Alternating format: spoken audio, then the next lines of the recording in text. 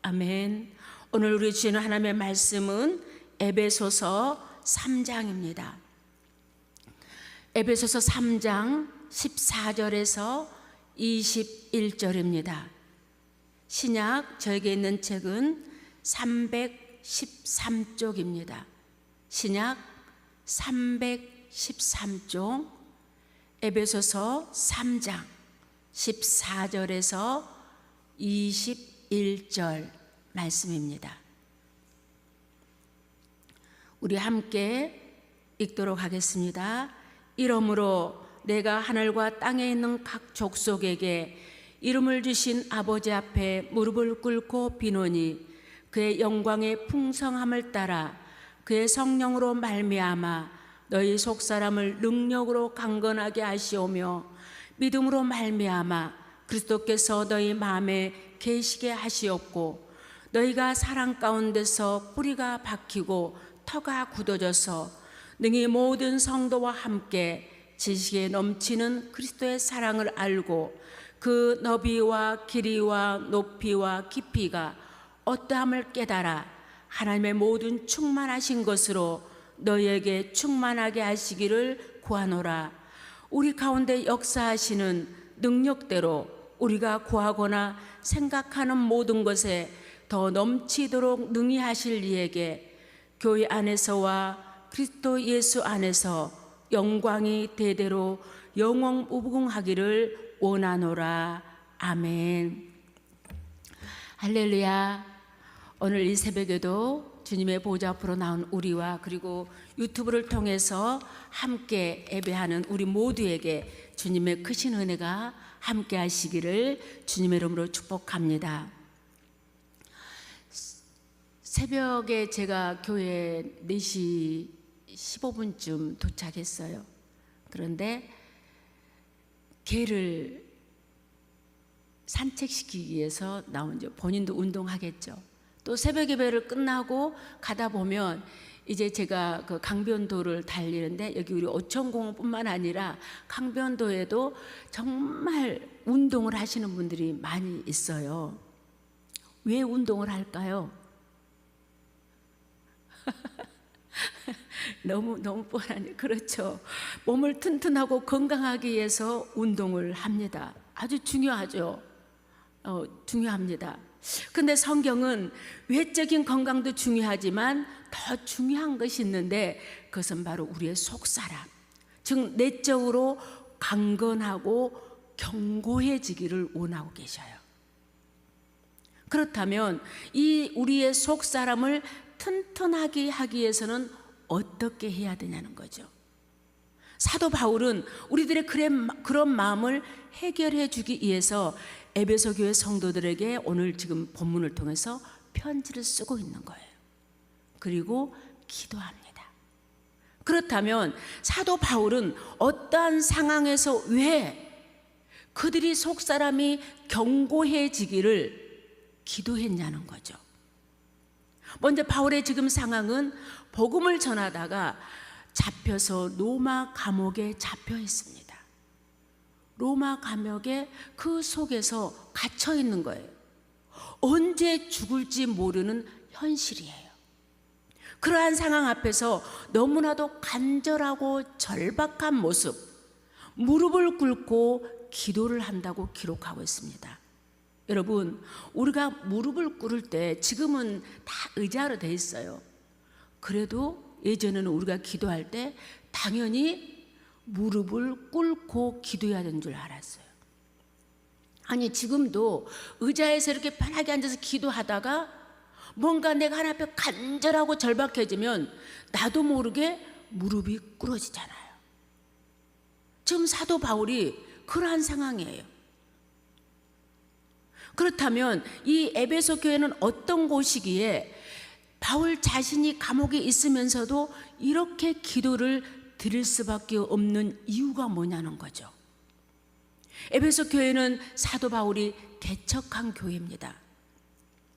그곳은 이 소아시아의 중요한 항구 도시이자 로마, 그 당시에는 로마의 식민지였잖아요. 로마의 아시아 속주 수도였어요. 작은 수도인 거예요. 그런데 그곳은 아담의 여신의 숭배의 중심지였습니다. 이 다산과 풍요를 상징하는 이 신, 아담의 여신, 정말 가슴이 막 여러 개를 가진 우상의 도시. 제가 이제 성지순례를 갔어요. 이집트, 이스라엘, 요르단을 갔는데 이집트에 이렇게 성지순례를 하다 보니까 커다란 이 돌로 만들어서 세우는 여자의 모습이 있었어요. 그럼 우리나라도 어디 막 절 같은 데 가면 아들을 못 낳은 사람은 죄송합니다. 뭐 거기를 만지면 뭐 아들을 낳는다 이렇게 하잖아요. 그런데 이집트에도 아주 이렇게 몇 높이였는지 모르겠어요. 아주 높이 올려다보는 여자의 그 모습이 있는 거예요. 그런데 거기에 여자 동전을 던져서 여자의 가슴을 맞추면 아들을 낳는다는 거예요. 그런데 지금 이 에베소가 다산을 상징하는 이 아담의 여신상에 있는 거예요. 가슴을 여러 개 가진. 또한 이 항구 도시는 뭐가 풍족해요? 물질이 좀 흔하잖아요. 돈이. 그러니까 물질이 풍족하다 보니까 외적으로는 어떤 상황이야? 도덕적으로 유혹이 너무 난무한, 그리고 종교적으로는 핍박이 많았던 곳, 이곳이 바로 에베소예요. 하나님의 자녀들이 언제든지 무너질 수 있는 아주 좋은 환경, 이러한 배경 속에서 에베소 교회는 유대인과 이방인들이 함께 모여서 세워진 교회 공동체가 에베소 교회입니다. 그러니 사도 바울은 비록 자신은 감옥에 갇혀 언제 죽을지 모르는 현실임에도 불구하고 에베소 교회 성도들의 믿음이 흔들리지 않기를 간절히 바라는 마음에서 무릎을 꿇고 기도할 수밖에 없었다는 거예요. 바울은 감옥에 있으면서 에베소 교회와 성도들을 위해서 실제로 2번의 기도를 드려요. 이 에베소서를 보면은 이미 한 번의 기도가 1장 15절 이하에 나와요. 그리고 오늘 본문은 2번째 중보 기도를 드리는 상황입니다. 우리 함께 오늘 말씀 15절 16절을 함께 읽겠습니다. 15절 16절 시작. 14절 15절. 이러므로 내가 하늘과 땅에 있는 각 족속에게 이름을 주신 아버지 앞에 무릎을 꿇고 비노니 그랬습니다. 아멘. 쉬운 성경을 제가 14절 읽어봤더니 이렇게 됐습니다. 그러므로 이제 나는 하나님 아버지께 무릎을 꿇고 기도합니다.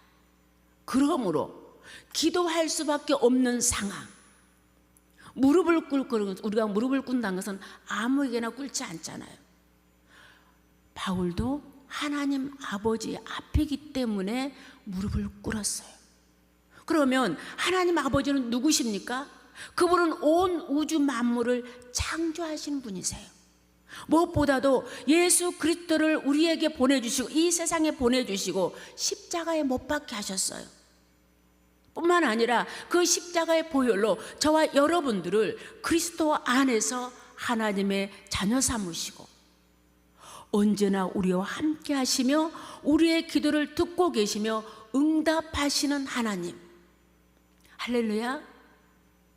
그 하나님 앞이니까 무릎을 꿇을 수밖에 없고 간절히 기도했다는 거예요. 오늘 우리 주님께서도 제자들에게 어떻게 기도할 것을 친히 가르쳐 주시기 전에 우리가 주기도문을 주님께서 가르쳐 주셨잖아요. 마태복음 6장과 누가복음 11장에서 기도에 대해서 여러 가지 예화를 들어서 말씀하셨습니다. 예를 들면 기도할 때 중언부언 하지 말아라, 골방에 들어가서 기도해라, 이런 것들을 가르쳐 주셔요.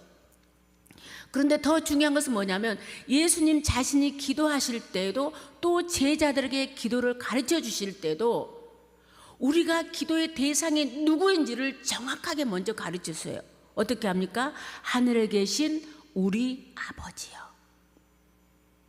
이 기도의 대상 하나님 아버지, 이것을 우리 주님께서도 제자에게도 가르쳐 주시고 인식시켜 주셨던 거예요. 그것을 너무나도 잘한 이 사도 바울 역시 하나님을 아버지라고 어때요? 부르면서 기도하고 있는 것입니다. 사랑하는 여러분, 우리가 정말로 기도할 때에 세상에는 수많은 신들이 있잖아요. 이제 제 아들이 일본에서 근무를 할 때 이제 갔었어요. 이제 나하고 출국하기 전에 우리가 한번 가자 해서 갔는데,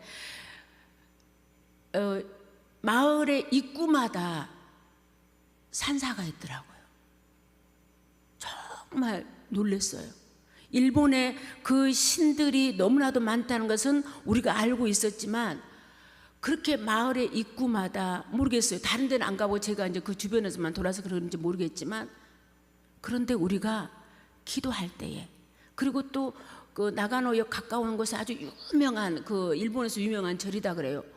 계속 향불이, 밤에도 갔는데 향불이 꺼지지 않아요. 여러분, 우리가 기도할 때 이 기도의 대상이 누구인가는 정말 중요합니다. 우리는 이렇게 세상에 수많은 알지 못하는 신들 속에서 하나님 아버지, 그분이 저와 여러분들의 하나님 아버지라는 것이 얼마나 감사한지 몰라요. 그런데요, 우리는 원래부터 하나님과 이런 관계가 아니었잖아요. 하나님을 나의 아버지라고 부르는 관계가 아니었습니다. 우리는 원래 불순종의 아들들이었고 본질상 진노의 자녀였다고 말씀하고 있습니다. 그런데 하나님께서 그 기쁘신 뜻대로 저와 여러분들을 애정하셔서 예수님으로 말미암아 하나님의 자녀로 저와 여러분들을 입양시켜 주셨습니다. 그래서 우리는 하나님의 자녀가 되었고 하나님 나라의 기업을 이어받을 상속자가 되어서 함께 그 약속에 참여하는 자가 되었다고 이 에베소서 이 본문 앞에서 계속 말씀하고 있는 거예요. 갈라디아서는 입양된 자녀로서 우리의 권리를 이렇게 말합니다. 갈라디아서 4장 6절에 7절에 쉬운 성경 이렇게 제가 읽어드리겠습니다. 여러분은 하나님의 자녀입니다. 그래서 하나님께서 그 아들의 영을 여러분의 마음에 보내주셔서 여러분이 하나님을 아버지, 사랑하는 아버지라고 부를 수 있게 하셨습니다. 그러므로 여러분은 이제 종이 아니라 하나님의 자녀입니다. 여러분이 하나님의 자녀가 되었으므로 하나님께서 여러분에게 하나님 나라의 유업을 주실 것입니다. 뿐만 아니라 우리는 그리스도를 믿고 의지함으로 두려움 없이 자유롭게 하나님 앞에 나아갑니다라고 전하고 있어요. 저는 지난 새벽 예배 시간에 예배를 인도하면서 구약 시대는 5대 제사가 있다고 말했습니다. 그 제사는 각 목적에 따라서 피를 흘리며 드리는 제사를 드렸지만 완전히 해결되지 못하는 이 제 문제로 또다시 반복해서 피 흘림의 제사를 드려야만 했다고 했습니다. 그러나 우리를 향하신 하나님의 사랑은 예수 그리스도의 한 번의 피 흘림으로, 구약 제사는 어때요? 피를 흘리고 또 흘렸어요. 그러나 우리 주님은 단 한 번의 피 흘림으로 저와 여러분들의 모든 죄의 문제를 해결하셨고, 우리는 그 보혈에 의지하여서 두려움 없이 담대함으로 하나님 앞에 나올 수 있는, 그리고 직접 하나님께 예배를 드리신 은혜를 누리며 살아가고 있다고 말했습니다. 바울은 그 하나님 앞에서 바로 성도들을 위해서 이렇게 무릎을 꿇고 절박하게 기도하는데, 어떤 기도를 드리냐? 먼저 에베소 성도들의 속사람이 강건해지기를 위해서 기도합니다. 제가 오늘 본문 말씀 16절을 쉬운 성경으로 읽어드리겠습니다.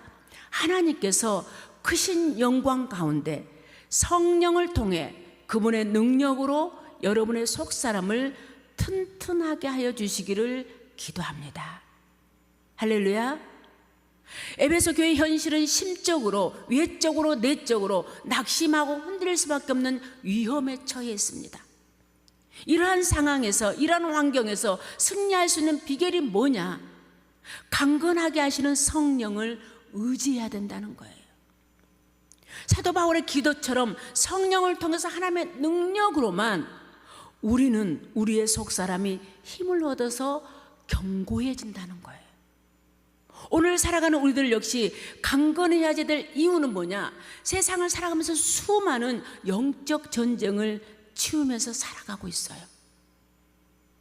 그 안에서 승리의 비결은 무엇이냐? 오늘 성령을 통해서 하나님의 능력으로만 가능하다는 거예요. 내가 많이 배우고 힘이 세고 아닙니다. 우리 인간은 너무 연약합니다. 그러나 우리 속에 성령이 계시고 성령을 통해서 하나님의 능력으로 인해서만이 우리의 속사람이 강해지고 건강해지고 견고해질 줄로 믿습니다. 에베소처럼 도덕적으로 물러하는 이 이방 사회에서 이 거룩한 백성으로 살아간다는 것이 얼마나 힘든지, 악한 영들과 맞서 싸우기 위해서는 심령이 강건해져야 되는데, 그래서 마음의 근육과 영적인 근육을 키워야 되는데 그 방법이 뭐냐?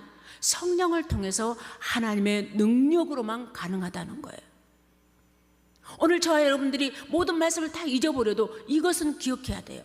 내가 세상 속에 나가서 어떤 문제를 만났습니다. 그때 나는 할 수 없지만 내 속에 계시는 성령을 통해서 하나님께서 힘을 주심으로 말미암아 저와 여러분들은 결코 무너지지 않고 승리할 줄로 믿습니다. 그 힘으로 세상의 어떠한 어려움도 당당하게 맞설 수 있는 힘이 생기는 것입니다. 예수님의 제자들이 그랬습니다. 성령이 제자들에게 임했을 때 그들은 드디어 어떻게 했습니까? 담대히 나가서 복음을 전할 수 있었잖아요. 성령이 그들 속에 임하기 전에는 그들은 무서워서 숨어 있었어요. 성경을 보면 문을 꼭꼭 걸어 잠그고 있었어요. 그런데 그들 안에 성령이 임하니까, 성령을 통해서 하나님의 능력이 함께하니까 그들은 세상 밖으로 나가지 않으면 안 되는 그러한 상황들이 벌어진 거예요. 오늘을 살아가는 우리들 역시 마찬가지입니다. 우리를 힘들게 하고 두려움에 빠져 하는 상황이 변화되는 것이 아니에요. 우리가 어떤 문제가 생겼을 때 어때요? 기도하다 보면 정말 내 힘으로는 할 수 없는 문제가 생겼어요. 그때 기도합니다. 그런데 상황은 바뀌지 않아요. 근데 내 마음은 어때요? 평안하고 기쁘고 감사해요. 그게 뭡니까? 성령이 내 속에 하나님께서 힘을 주신다는 거예요. 우리가 기도해서 하나님, 내가 이런 문제가 있습니다, 해결해 주시옵소서. 바로 해결되면 얼마나 좋겠어요. 그런데 생각처럼 해결이 잘 안 되잖아요. 그럼에도 불구하고 기도하면 내 속에 힘이 생긴다는 거예요. 그 환경이 바뀌는 것이 아니라 그 환경을 이겨낼 수 있는 힘을 주신다는 거예요. 이것이 뭡니까? 성령을 통해서 하나님의 능력으로만 가능하다는 거예요. 그래서 바울은 고린도후서에서 다음같이 말했습니다. 고린도후서 4장 16절 말씀입니다. 그러므로 우리는 낙심하지 않습니다. 우리의 겉사람은 점점 낡아지지만 우리의 속사람은 날마다 새로워지고 있습니다 라고 말합니다. 사랑하는 여러분, 밖에 나가면 건강을 위해서 애를 씁니다. 운동을 합니다. 그런데 어때요? 그럼에도 불구하고 우리는 지금 점점 낡아지고 있어요. 그렇잖아요. 그럼에도 우리 하나님의 사람들은 날마다 겉사람은 낡아지지만 우리의 속사람은 날마다 더 독수리 날개치며 올라간 같은 견고함이 우리 속에 있는 줄로 믿습니다. 그렇게 되기를 주님의 이름으로 축복합니다. 사랑하는 여러분, 항상 성령을 통해서 하나님의 능력으로 우리 모두가 속사람이 견고해지기를 다시 한번 축복합니다. 두 번째 보면은요, 견고해지기를 위한 두 번째는 어떻게 말하냐면은 우리 사도 바울이 예수 그리스도께서 심령의 계시 하나만 가능하다는 거예요. 어떻게 우리 주님이 우리 안에 계시는가? 오늘 말씀을 보니까 믿음을 통해서. 그럴 때 주님은 우리 안에 살아 계셔서 우리와 함께 하신다고 말씀하십니다. 바울은 그리스도께서 마음에 계시게 해달라고 간구할 때에 거주하다의 의미를 헬라로 보니까 카토이케오라고 있어요. 이 말은 단순하게 나그네가 하룻밤 묵어가는 것이 아니에요. 오늘 여기서 하룻밤만 재우셔, 이게 아니라 주인이신 그리스도께서 우리의 마음속에 언제나 계속 계셔주기를 원하는 의미예요. 그래서 우리를 그분이 통제하고 주관하고 강건해지시기를 간구하고 있는 거예요. 그러면서 17절 하반절을 보니까 너희가 사랑 가운데서 깊게 뿌리가 박히고 터가 굳어져서 이렇게, 그러면서 모든 사람들이 주님의 크신 사랑을 깨닫게 되기를 기도하고 있는 모습을 볼 수 있습니다. 그렇습니다. 바울은 주님의 사랑의 기초가 된 삶을 강구하면서 농업의 비유니까 씨 뿌리는 것과 이렇게 나무에 그 뿌리가 박히는 것과 건축의 비유를 사용하고 있어요. 나무의 뿌리와 지배터는 우리 눈에 보이지 않아요. 그러나 가장 중요한 부분입니다. 이제 저희 남편 집사님이 건축 일을 하셔요. 주로 이제 그 아파트는 막 굉장히 요즘 고층 아파트잖아요. 그런데 이 건물을 올 때 가장 중요하고 가장 예민해지고 정성과 시간을 가장 많이 들이는 것이 언제냐? 이 기초를 다질 때라 그래요. 왜냐하면 땅을 파보면 다 그 땅 속에 달이 돼요. 그래서 이 생각처럼 예정처럼 일이 빨리 되지 않을 때도 있고 정말 생각 외로 몇 달씩 늘어질 때도 있대요. 이 기초 때문에. 그만큼 중요한 거예요. 왜요? 이 기초가 잘 자리를 잡아야지만 이 몇십 층의 아파트가 흔들리지 않고 견고하잖아요. 그런데 그 기초만 잘 다져지면은 이 건물이 올라간 건 쉽다는 거예요. 마찬가지로 우리의 삶에 우리를 향한 이 하나님의 사랑이 얼마나 깊게 뿌리고 굳건한지 평소에는 알 수 없어요. 그러나 시련의 폭풍우가 올 때 사랑 안에 뿌리가 박히고 터가 굳어지는 것이 얼마나 중요한지 절실해지잖아요. 우리 목사님께도 말씀하셨지만 우리는 어떠한 문제를 만났을 때 그 문제 앞에서 무너지는 사람이 있는가 하면 그 문제로 인해서 더욱 굳세게 강하게 일어나는 사람이 있어요. 그겁니다. 바울은 비록 감옥에 갇힌 자 되었고 여러 가지 환난을 당했으나 자신을 향한 그리스도의 사랑이 그 중심에 굳건하게 있으니까, 삶의 초석이 되었으니까 주님의 사랑 안에서 삶을 세워나가는 것이 얼마나 중요하다는 것을 누구보다 잘 알고 있습니다. 그래서 바울은 에베소 성도들이 이 주님의 사랑을 알게 할 뿐만 아니라 그리스도의 사랑이 성도들에게 잘 뿌리 내려져서 성장하기를 원하고 있는 거예요. 사도 바울은 이 에베소 교회가 그리스도의 사랑 위에 굳건히 세워지기를 기도했습니다. 사랑하는 여러분, 우리도 마찬가지예요. 믿음을 통해서 주님께서 우리 마음에 언제나 살아계셔서 견고해져야 된다는 거예요. 뿐만 아니라 하나님의 크신 사랑을 깨닫기를, 하나님의 사랑에서 강건해지기를, 더 깊게 뿌리내시기를 우리의 믿음이 되기를 간절히 소망합니다. 바울은 그러한 하나님을 이렇게 찬양하면서 결론을 내립니다. 우리 함께 20절하고 21절 함께 읽겠습니다. 20절 20절 말씀 시작. 역사하시는 능력대로 우리가 구하거나 생각하는 모든 것에 더 넘치도록 능히 하실 이에게 교회 안에서와 그리스도 예수 안에서 영광이 대대로 영원 무궁하기를 원하노라. 아멘. 그렇습니다. 더 넘치도록 능히 하실 이에게 교회 안에서와 그리스도 예수 안에서 영광이 대대로 무궁하기를 원하노라.